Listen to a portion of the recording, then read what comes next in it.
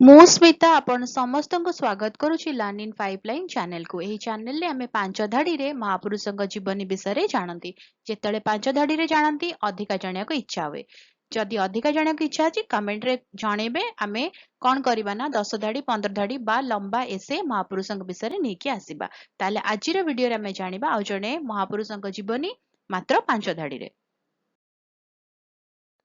ଜଗବନ୍ଧୁ ସିଂଙ୍କ ଜନ୍ମ 15 ଫେବୃଆରୀ 1876 ମସିହାରେ ହୋଇଥିଲା। ସେ ଜଣେ ସ୍ୱାଧୀନତା ସଂଗ୍ରାମୀ ଥିଲେ।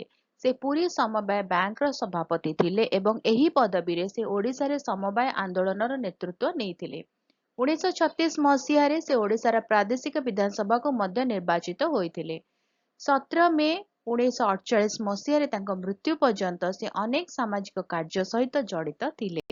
ଭିଡ଼ିଓଟି କେମିତି ଲାଗିଲା ମୋତେ କମେଣ୍ଟ କରିକି ଜଣେଇବେ। ଯଦି ଭଲ ଲାଗିଲା ତାହେଲେ ଭିଡ଼ିଓ ଟିକେ ଲାଇକ୍ କରିଦେବେ।